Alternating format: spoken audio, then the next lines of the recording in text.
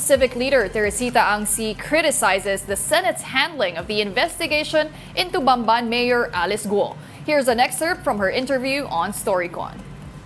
I think we're going a bit too far. The Senate investigation is going a bit too far. Yeah, I don't think you should say that I'm giving a different voice. I think many of my comments are echoed among many of my friends, no, na bakit lumihis yung investigasyon sa Senado. I mean, it started with an investigation with Pogo, which we really welcome. I was a resource person in many hearings in the Senate where I asked that we should really totally ban Pogo. But now, naging sarsuela. Suddenly, it went into talking about her lifestyle and then asking her to speak in Mandarin and in Hokkien. What for? Matata siya mag-Tagalog. Ang galing ng Tagalog niya, ng Filipino niya. But you are questioning if she is Filipino or not. Ngayon, pinagsalita ninyo ng Hokkien at Mandarin.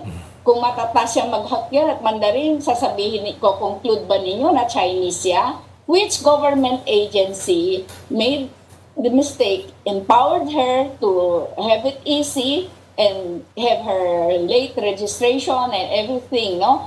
Bakit hindi doon naka-focus, no? Ang focus ninyo ngayon, eto na nga, yung masalimuot na buhay ni Alice Guo. Etong investigation kay Alice Guo, it comes on the heels of the investigation as well on Chinese students in Cagayan. And you also spoke out about that issue. Are you feeling a growing sense of xenophobia in the Philippines? Not just xenophobia, I think it is a deliberate anti-China and anti-Chinese narrative, no, that is being peddled on the public, on the unknowing public.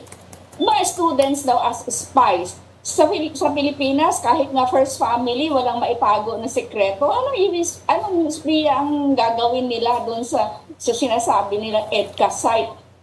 Ikaw nga, Ami, tsaka ako, kung papasok doon, makakapasok tayo ng ganun lang. And then students, ang kawawa doon, you penalize the students